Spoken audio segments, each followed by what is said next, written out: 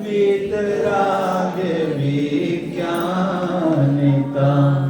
शिव स्वरूप शिव का नमः प्रयोग समारिते। पंच परमेश्वर भगवान की देवादिदेव गजरा श्री पार्श्वनाथ भगवान की परम पूज्य आचार्य श्री शांति सागर जी महाराज की परम पूज्य आचार्य श्री सरमती सागर जी महाराज की परम पूज्य आचार्य श्री अभिनंदन सागर जी महाराज की परम पूज्य आचार्य गुरुदेव सुंदर सागर जी महाराज की गुरुदेव समंत भद्र स्वामी की जय।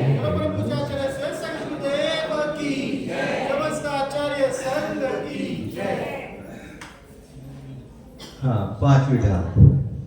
मुनि सकल व्रती बढ़ भागी भव भोगन ते वैरागी वैराग्य उपावन माई चिंत्यो अनुप्रेक्षा माई इन चिंतत सम सुख जागे जिमी ज्वलन पवन के लागी जब ही जिय आत्म जाने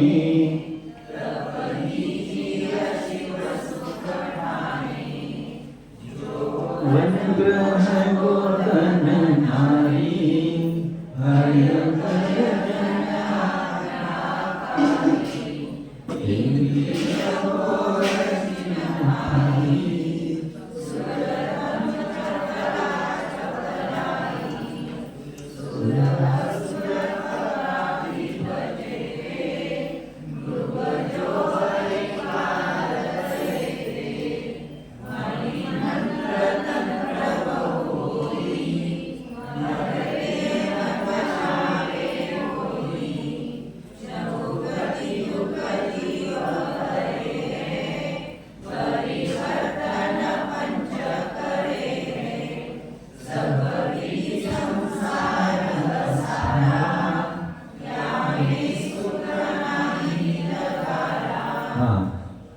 कल यहाँ तक हुआ था।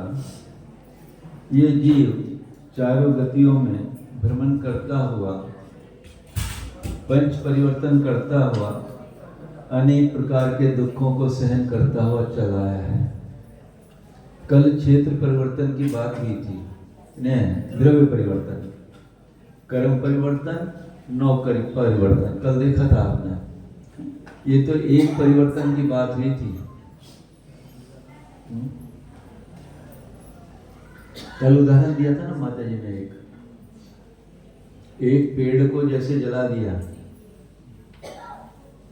जला के उसकी राख बन गई, हवा में राख उड़ गई, पानी में बह गई, समुद्र में समाहित हो गई। क्या वे ही राख के कण, वे ही, ना एक कम ना ज्यादा, वे ही कण, वे भी दोबारा पेड़ का रूप ले सकते हैं क्या? ले सकते हैं, पर कितने अनंत काल बीत जाएगा तो वह ऐसी स्थिति बनेगी। ये एक परिवर्तन, द्रव्य परिवर्तन, और ऐसे परिवर्तन इस जीव ने कितने किए हैं? अनंतों परिवर्तन ये जीव कर चुका है। क्षेत्र परिवर्तन, अपने अवगाहना के 8 मध्य प्रदेशों को मध्य भाग बनाता हुआ सूक्ष्म निगोदिया एकेंद्रीय जीव की अवगाहना पहली बार जो उसको प्राप्त हुई, उसमें एक एक प्रदेश बढ़ता हुआ, यदि 2 प्रदेश बढ़ गए किसी भाव में तो वो नहीं गिना जाएगा, 3 प्रदेश बढ़ गए तो वो नहीं गिना जाएगा। ऐसे ही एक एक प्रदेश बढ़ते हुए सूक्ष्म निगोदीय लघु की अवगाहना से महामत्स्य की अवगाहना तक के सारे अवगाहनाओं को इसने प्राप्त किया। और फिर करने के बाद जब पुनः वहां पर वापिस आए तब वो पूरा एक क्षेत्र परिवर्तन।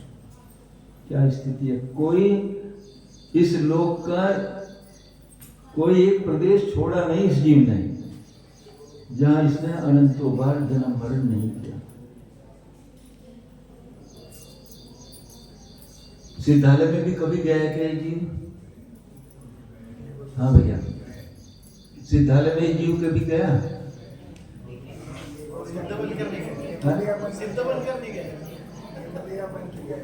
हाँ? सूक्ष्म जीव कितनी बार अनंतों बार जन्म लिया इसने वहां पर। एक लोकाकाश का कोई एक प्रदेश इसने छोड़ा नहीं जहां इसने जन्म नहीं लिया। कैसी कहानी आपने। काल परिवर्तन। नरक की आयु 10,000 वर्ष मिनिमम। 10,000 वर्ष के कितने समय, उन सब समयों में जन्म लेकर फिर 10,000 वर्ष प्लस एक समय, 10,000 प्लस 2 समय, 10,000 प्लस एक भाव। यदि 10,000 प्लस 10 समय हुए तो वो काउंट नहीं होगा। सीरियल से एक समय बढ़ाते बढ़ाते बढ़ाते अवसर्पणी उत्सर्पणी के सब कालों में जन्म लिया। एक समय बढ़ाते 10,000 वर्ष के सारे समय प्लस एक समय बढ़ाते बढ़ाते अवसर्पणी उत्सर्पणी के सब कालों में जन्म लिया। तब ये काल परिवर्तन। बिल्कुल ऐसा लगता क्या हुआ इस जीव के साथ। इतनी अवगाहनाओं से इतने कालों में सब परिवर्तन, भाव परिवर्तन, असंख्यात लोक परिणाम, जिस भाव से विवक्षित समय में वह सब भावों को पार करता हुआ एक से दूसरा परिवर्तन बहुत समय वाला है। अनंत अनंत काल जाकर ये आज ये सुनने को मिल रहा है। और ऐसी अवस्था इस जीव की बनी है, आज ये जिन शासन मिला है फिर भी इसे अपनी सुध नहीं आ रही, यानी इस आत्मा की कल्याण की सुध नहीं आ रही। कैसे होगा? सब विधि संसार असारा। ये संसार में कुछ भी सारभूत नहीं है, कुछ भी सारभूत नहीं है इस संसार में। जिसको हम सारभूत समझ रहे हैं उसमें कुछ भी सार नहीं है। या मैं सुख नाही लगा रहा, और इस संसार में कुछ भी सुख नहीं है। यदि सुख होता तो तीर्थंकर क्यों जाते हैं? वो रहते ना यहाँ पर।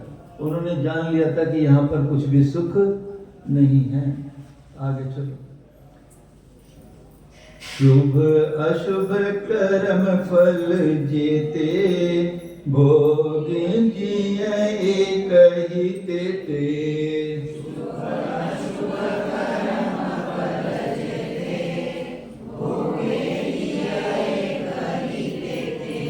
सुत धारा होय न सीरी, सब स्वार्थ के हैं भीरी।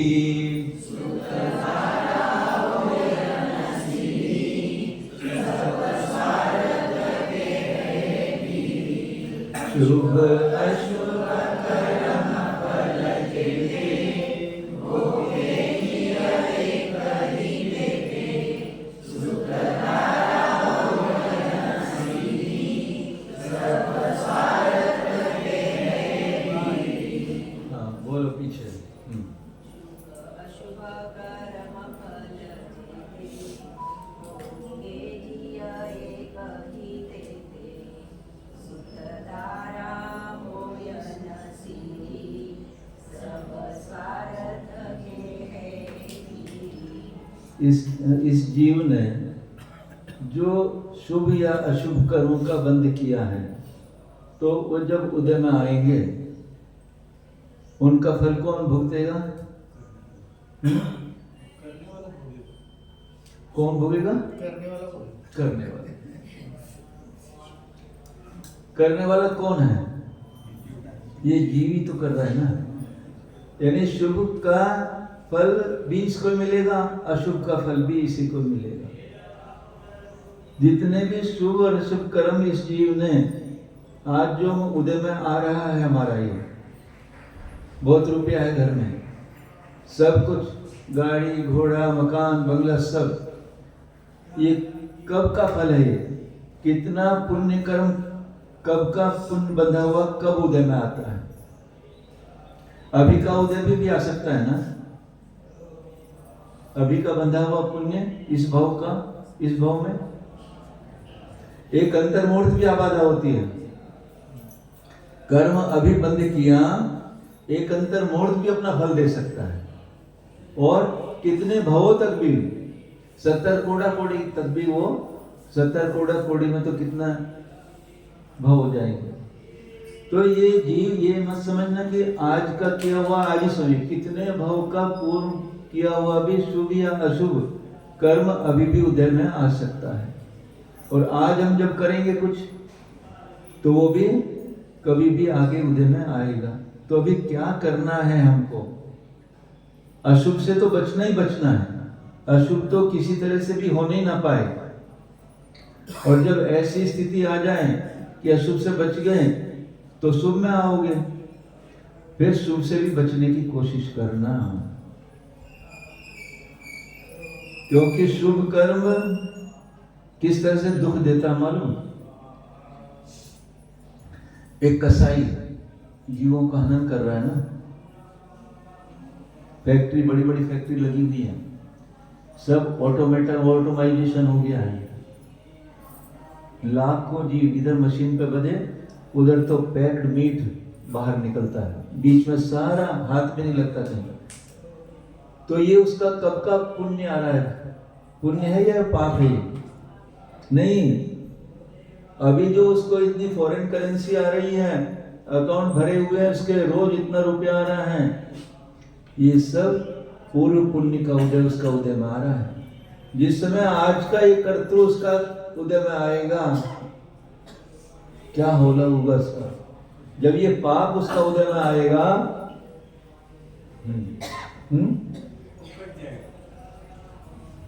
कट जाना तो आसान है। अरे एक बार स्लैश किया तो इतना तो कुछ देर तड़पेगा, खत्म। 7वें नरक में 33 सागर तक कैसे तीव्र वेदना को सहन करेगा, क्या स्थिति होगी उसकी? तो जो हमारे शुभ कर्म या अशुभ कर्म है, उनको फल भोगने वाला ये जीव स्वयं ही है। आज आपको तीव्र वेदना, कोई बुखार हो जाए, मान लीजिए ताप आ जाए, आपका पुण्य क्या करेगा? वो आपको ज्यादा बढ़िया से बढ़िया हॉस्पिटल दे देगा, बढ़िया फैसिलिटी, पर उसके कारण जो उसकी वेदना होगी उसको तो आपको ही सहन करना पड़ेगा। घर वाले क्या करेंगे?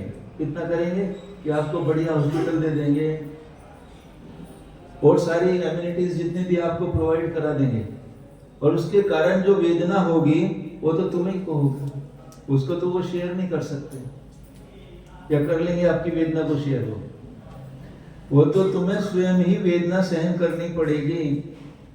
आचार्य कह रहे हैं कि भोगे जिए एक ही तेते, जितने भी शुभ कर्मों का फल या अशुभ कर्मों का फल है, यह जीव उन सबको अकेला ही भोगता है। और शुभ कर्मों का फल भी भोगने में बहुत तकलीफ है। जैसे बताया अभी, वो शुभ कर्म के कारण इतनी करेंसी आ रही है उसके, और उसको कहाँ लगा रहा है वो। आज हमारे को पुण्य कर्म के कारण बहुत पैसा मिल गया, तो हो सकता है हमारा डाइवर्जन हो जाए, हम पॉजिटिव की जगह निगेटिव डायरेक्शन में चले जाएं, तो वो कारण पैसे ही बना ना, और जा ही रहे हैं। जो आज द्रव्य मिला है उसका उपयोग हम कहाँ कर रहे हैं? पुण्य के काम में कर रहे हैं या पाप के काम में? हाँ बोलो बोलो भैया। सुकुमार जी ने तो एक बार कह दिया, हाँ सब पाप के काम में। ये घर में या घर वालों को जितना भी आप प्रोवाइड कर रहे हो, सब दे रहे हो, ये सब पाप में आपका पैसा जा रहा है। यानी आपका पुण्य का उदय, ये सब कुछ मिला और इसको हम कहाँ खर्च कर रहे हैं, कहाँ इन्वेस्ट कर रहे हैं? खर्च और इन्वेस्ट दो चीजें हैं डॉक्टर। इन्वेस्ट शब्द है। हाँ, इन्वेस्ट इन्वेस्ट।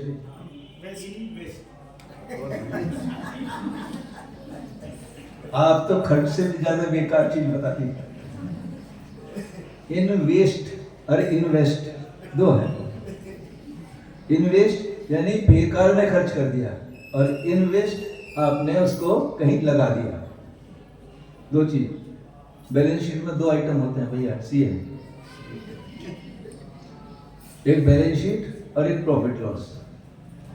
प्रॉफिट लॉस का कहीं भी आगे फॉरवर्ड नहीं होता, केवल एक आइटम कैरी फॉरवर्ड होता है, प्रॉफिट लॉस, वो बैलेंस शीट में जाता है। और बैलेंस शीट के जितने भी आइटम हैं वो सारे आगे फॉरवर्ड होते हैं। वो हुआ इन्वेस्टमेंट। तो जो आज हमें पुण्य के उदय से इतना मिला हुआ है, इसको हमें इन्वेस्ट करना है या इन्वेस्ट करना है? It is up to you. उसको व्यर्थ में लगाना है या ऐसा लगाना है कि उसको हम हुंडी बना के अगली जगह जन्म में हमको मिल जाए। उसकी हुंडी बना सकते हैं। यहाँ पर आज हमने वो जो पुण्य मिला था उसका पुण्यानुबंधी पुण्य कर लिया, हुंडी बना ली। कल परसों ये घटना, अंथुरने में थे हम, तो वहां कलश तांबे के थे, कॉपर के। हमने प्रेरणा दी तो चांदी के उन्होंने सबने तुरंत 2 मिनट में लिखवा दिए हमने। वो खरीदने के लिए बारामती में किसी सर्राफ के यहाँ गए, हम नाम नहीं देना, चंदू काका सर्राफ के यहाँ लेने गए, मंदिर के कलश लेने गए। तो भगवान का अभिषेक रोज इन कलशों से होगा। तो तुरंत उन्होंने कहा 2 कलश मेरी तरफ से भी ले जाओ, कि हमारे तो पूरे हो गए। तो पूरे हो गए तो क्या, 2 और ले लो, इनसे भी अभिषेक करना। यानी वो जो उनको मिला हुआ है वो प्रति समय उनका क्या चल रहा है कि हमारा जो ये पुण्य के उदय से मिला है, ये पुण्य में कैसे लग जाए। लासोने में भी ऐसा ही हुआ। हाँ, विधान चल रहा था, ऐसी प्रेरणा चल रही थी चांदी की पालकी की, और कहीं ऐसा योग भी मिलता है इन पुण्यात्माओं को। उनमें से कोई एक आदमी वहां पहुंच गया, 3-4 आदमी निमंत्रण करने के, बारामती आ पाओ, और ये बात चल रही थी। तो तुरंत उन्होंने आधा किलो हमारा भी लिया। यानी किस तरह से जो उनको मिला है वो उनको, वो कहाँ हम इन्वेस्ट कर दें, कहाँ हम इसको लगा दें, ये तो पुण्यानुबंधित पुण्य है। और नहीं तो ये तो नाश को प्राप्त होने वाला है, जाने वाला है। और नाश को भी ना हो, वो नहीं जाएगा तो आप चले जाओगे, छोड़ के तो जाना ही है ना, उसको तो छोड़ के जाना ही है, हमको तो चलना ही है। तो ये अपने रहते हुए यदि पुण्य की वस्तु को हमने धर्म के कार्यों में लगा दिया, पुण्य के कार्य में लगा दिया, तो ये सच्चा हमारा इन्वेस्टमेंट हो जाता है। तो जितने भी शुभ या अशुभ कर्म के फल हैं, ये जीव अकेले ही भोगता है। सुत दारा होए न सीरी, सीरी माने पार्टनर। उस दुख या सुख को भोगने में ये कभी साझीदार नहीं होते। कौन? सुत, बेटा भी कभी, यानी प्रत्यक्ष देखते हो ना, मेरे शरीर में पीड़ा है तो मुझे ही भोगना पड़ेगा उसको। बाहर वाले हमें अच्छी इम्यूनिटी, अच्छी सुविधा तो दे सकते हैं, पर भोगना तो मुझे ही पड़ेगा। सुत दारा यानी स्त्री भी, बेटा और स्त्री यानी ये भी उसके साथी नहीं बन सकती, तो खुद इसको ही भोगना पड़ेगा। तो अपने को यदि अशुभ कमाया है, अशुभ का पाप रूप फल भी हमको भोगना पड़ेगा, और यदि पुण्य कमाया तो उसका शुभ रूप भी हमें ही भोगना पड़ेगा। और इन दोनों से भी आगे एक तीसरी स्थिति बनती है, चाहे शुभ हो चाहे अशुभ है, कर्म का उदय तो आएगा ही आएगा। कर्म तो उदय अपना फल दे के जाएगा ही, पर उस फल में ना हम सुख में तल्लीन हो और दुख में ना हाय हाय करें। ऐसे भी स्थिति हो सकती है। वो कब होगी? जब ये जीव भेद ज्ञानी होगा। ये तो मेरे कर्म का उदय है, आने दो। फेड़ जाएगा कर्जा, कर्जा चुक जाएगा, अच्छा है। जब एक इंद्रिय, दो इंद्रिय, तीन इंद्रिय आदि चतुर्दीय असंगी पंचेंद्रिय में ये जीव था, तब तो इतना विवेक ही नहीं था। उसके सुख में सुख, दुख में दुख मानता रहा, प्रसन्नता होता रहा और दुख मानता रहा और पुनः कर्म का बंध करता रहा। ये तो चक्र चलता रहा। परंतु अभी ये ऐसी अवस्था पाई है, आज हम भेद विज्ञान के कारण उस सुख को या दुख को नेग्लेक्ट करते हुए, उसके उदय को एक तरफ करते हुए, उसके फल में अपना उपयोग न लगाते हुए, कर्म का उदय आया वो तो जाने ही वाला है, तो हम उसके पुनः कर्म के बंध से बच सकते हैं। ऐसी अवस्था हमारी आज यहाँ पर आ सकती है। तो आचार्य कह रहे ये जीव अकेला ही इस संसार में अपने किए हुए कर्म अशुभ या शुभ का फल स्वयं ही भोगता है। इसमें कोई दूसरा साझीदार नहीं हो सकता। यदि मेरा किया हुआ कर्म का फल दूसरा भोगता तो मुझे कभी दुखी नहीं होता, और दूसरे का किया हुआ कर्म का फल मैं भोग सकता तो ये कभी हो नहीं सकता। तो अपने कर्म का फल ये जीव अपना ही भोगता है, दूसरा कभी इसका कोई साझीदार नहीं हो सकता। सब स्वार्थ के हैं भीरी। ये सब स्त्री पुत्र आदि, ये सब स्वार्थ के कारण सब स्वार्थी हैं। ऐसा लगता है क्या? स्त्री हो, पुत्र हो, पति हो, कोई हो, सब अपने अपने स्वार्थ को साधने में लगे हुए हैं। पर ये जीव मोह के कारण बस वहीं पर उनके स्वार्थ में पूर्ण करने में लगा हुआ है। ये अपने स्वार्थ के बारे में आत्मितम का दर्शन। आचार्य ने बड़ा अच्छा श्लोक गाथा दी है। आत्महित करना चाहिए, हमको स्वार्थी बन जाना चाहिए। मुझे तो अपना मतलब सिद्ध करना है। आत्मितम कादव्यम, मुझे आत्महित करना चाहिए। आत्महित करते करते यदि दूसरे का हित हो जाए तो हो जाए, पर अपना हित छोड़कर मुझे दूसरे का हित करने चलो, ये नहीं। सबसे पहले मुझे अपना हित करना चाहिए, और उसको करते करते दूसरे का हित हो जाए तो हो जाए, नहीं तो अपने हित को छोड़कर दूसरे का हित नहीं करना। यहाँ पर कहते हैं आचार्य, तुम्हें स्वार्थी बन जाना चाहिए। अपने अर्थ की सिद्धि, अपने आत्मा के कल्याण की सिद्धि करना चाहिए। पर पत्नी को कोई कष्ट ना हो, बेटा अच्छे से पढ़ ले, चला जाए, इंजीनियर बन जाए, मेरी जिम्मेदारी छूट जाए। कैसी हमारी ये अंध मिथ्या चल रही है। हमें अपने आत्मा के हित की तो कुछ बात नहीं, सबके हित की हम सोचते हैं, जिसको हम कर भी नहीं सकते। कर सकते हैं क्या दूसरे का हित? उसका पुण्य होगा तो हम निमित्त बन सकते हैं, उसका पुण्य नहीं होगा तो कुछ भी हम नहीं कर सकते। परंतु हम ये सोच रहे हैं कि हमारे करने से सब कुछ होगा, हमारे करने नहीं करेंगे तो नहीं होगा। मैं हूं तो बेटा पढ़ेगा, नहीं मैं हूं तो कौन पढ़ाएगा फिर उसको?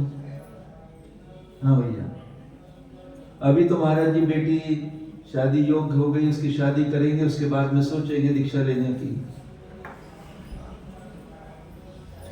यानी अपने आत्महित की तो कोई हमको चिंता ही नहीं है, सबका काम हमसे निकल रहा है। तो आचार्य करे, ये जितने भी सब तेरे दुश्मन हैं, सब अपना अपना स्वार्थ साधने में लगे हुए हैं, तो इनके पीछे पागल हो रहा है, मोहित हो रहा है। मोह ने तुझे इसको पागल किया हुआ है। कुछ आप लोगों के चेहरे पर आश्चर्य के प्रसन्न चिन्ह लग गए हैं। ऐसा है या नहीं है? सब अपने अपने स्वार्थ में लगे हैं या नहीं लगे हैं? आचार्य कहते तुझे नोच नोच के खा रहे ये। एक दिन किसी की जरा सी डिमांड पूरी ना हो, देखो अगले दिन कैसा चेहरा बनता है।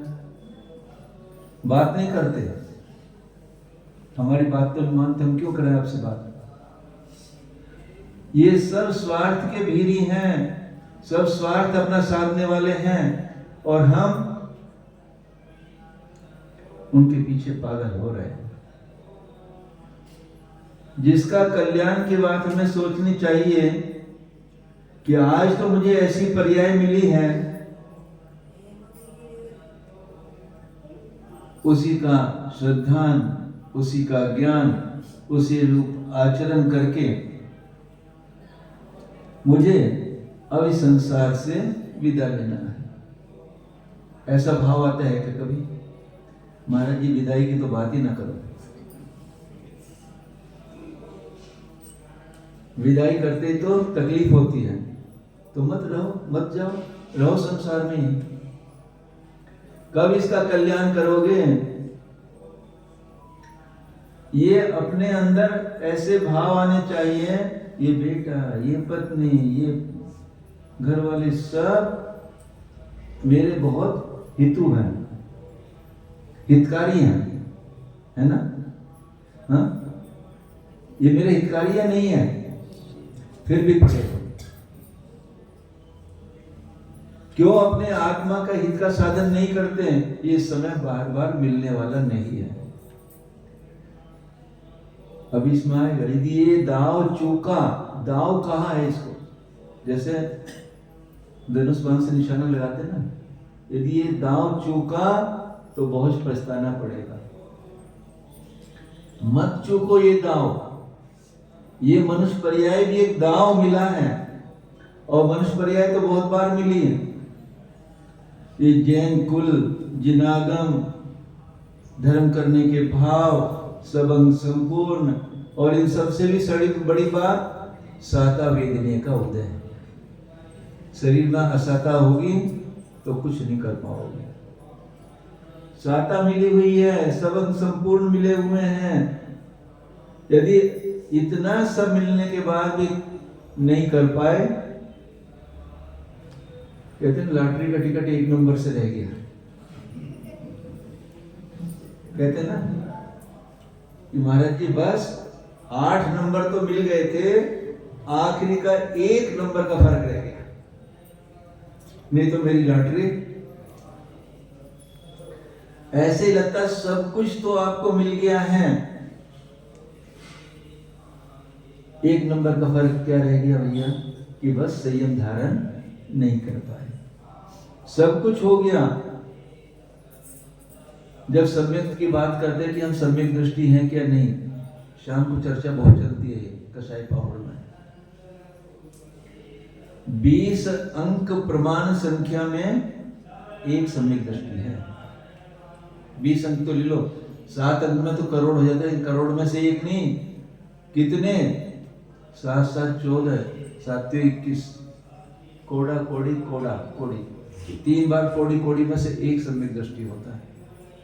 ऐसी स्थिति है। पर उसकी भी बात नहीं, हमें तो अपनी स्थिति देखना है, इंडिविजुअली, अकेले अकेले कि हमारी स्थिति क्या है। आचार्य कहते ये बहुत अद्भुत वस्तु मिली है। एकत्व भावना कह रही है, अपने इस आत्म द्रव्य को एकत्व मानकर कि ये जब ये शरीर भी बिल्कुल अलग है, कर्म अलग है, नो कर्म अलग है, शरीर अलग है, तो बाह्य दिखने वाले ये स्त्री पुत्र धनादि मेरे कैसे हो सकते हैं? ये एकत्व मतलब अपना जो ये निज आत्म द्रव्य है, मैं ये एक ही ये मेरी वस्तु है, इससे अलावा और कुछ भी मेरा, ऐसा उसमें एकत्व करना। एकत्व में अन्यत्व में दूसरी अन्यत्व भावना आएगी आगे की, इतना ही अंतर है।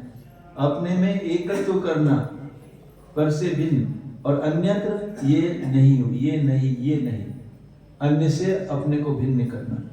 ये मैं एक, मेरा ये जीव द्रव, ये मैं ही वस्तु हूँ। यदि मैं शुभ अशुभ मैंने जो भी कर्म किए हैं उनके फल का भोगने वाला मैं ही हूँ। यदि ऐसा चिंतन रहेगा, कितनी भी असत्ता आई उसमें भी साम्य भाव रहेगा। आने दो जो आ रहा, मेरा ही किया हुआ है ना, कर्म तो मेरा ही उद्यम है, इसमें कोई कुछ नहीं कर सकता। तो ऐसा एकत्व भावना का चिंतन जब मुनिराज करते हैं तो बस ये तीनों लोक में ये मैं एक जीव द्रव, ये ही मैं हूँ, इसके बाहर मेरा एक परमाणु मात्र भी नहीं है। ऐसा एकत्व में जब खोते हैं, कोई जंगल में मुनिराज खड़े हैं और एकत्व भावना में चिंतन कर रहे हैं, तो सिंह आ रहा है खाने के लिए, उनको भय होगा क्या उसका? क्यों नहीं होगा? क्योंकि उनको तो अपने उपयोग में है। यदि शरीर को खाएगा भी तो किसको खा रहा है? ये तो शरीर को खा रहा है। मुझे तो वो देख भी नहीं सकता, जान भी नहीं सकता। मैं तो अमूर्तिक ऐसा चेतन द्रव्य उसमें लगे हुए हैं। तो बाह्य कितना भी उपसर्ग होता है तो इस शक्ति के बल पर सारे उपसर्ग को सहन कर सिद्धत्व को प्राप्त कर लेते हैं। ऐसा भेद विज्ञान की, इतनी बड़ी भेद विज्ञान को अस्त्र बताया है। ऐसा भेद विज्ञान ये शस्त्र है हमारा। ये बाह्य संकल्प विकल्पों को जीतने के लिए भेद विज्ञान बहुत बड़ा शस्त्र है। ऐसे एकत्व भावना का मुनिराज बराबर चिंतन करते हैं। आप लोग भी एकत्व भावना का चिंतन करो और इस मनुष्य भाव में अपने इस जीव द्रव का कल्याण करो। बोले आचार्य गुरुदेव सुंदर सागर जी महाराज की ध्यान।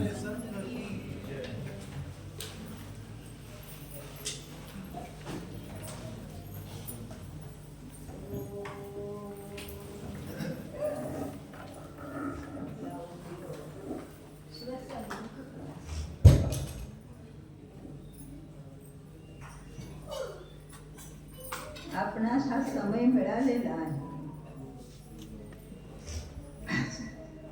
समय म्हणजे या ठिकाणी वेळ मिळालेला आहे। या वेळेचा, या समयाचा उपयोग निज समयाला जाणण्यासाठीच करा। समय म्हणजे दुसरा, समयाचा अर्थ आत्मा। निज आत्मस्वरूपाला जाणण्यासाठी या समयाचा उपयोग करायचा आहे। जाणायचे आहे, निज स्वरूपाला जाणायचे आहे। हा जाणणारा मी जीव परद्रव्यांपासून अत्यंत भिन्न निज स्वरूपाशीच एक रूपाने राहणारा अनादि अनंत अखंड शाश्वत शुद्ध जीव आहे।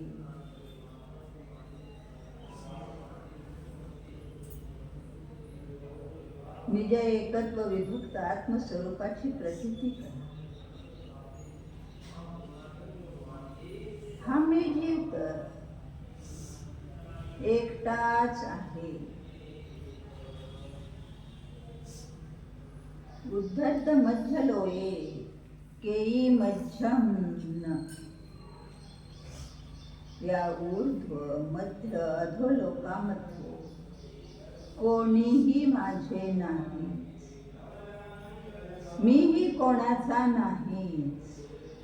मी तर अनादि अनंत शाश्वत शुद्ध चेतन द्रव्य आहे, चैतन्यमयच आहे। बाकी सर्व द्रव्य अचेतन आहे। या अचेतनाचा चेतनेमध्ये प्रवेशच नाही, तर ते माझे कसे होणार? भू आत्मा पर्यायाकडे बघू। सर्वांना माझे माझे माझे करत आहे। त्यावेळी जाणायचे आहे हे निज आत्मस्वरूप कसे आहे। या शरीराला पाहून सर्वांना मी हे माझे मी यांचा समजत आलो आहे. आता द्रव्य दृष्टीने निज आत्मस्वरूपाकडे पहा. जाणीवेत येत आहे हा जाणणारा मी. आय एम अलोन, मी एकटाच आहे.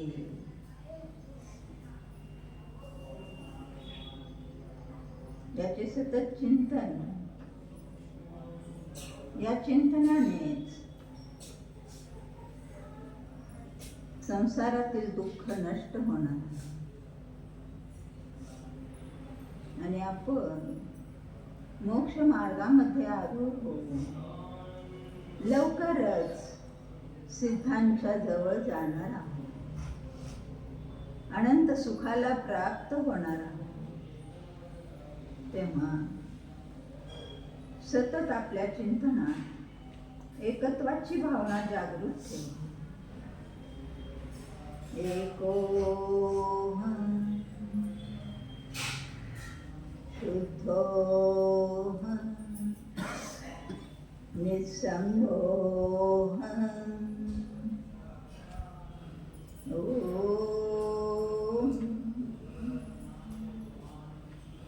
ओम हा देखील निज ध्रुवाचाच वाचक आहे.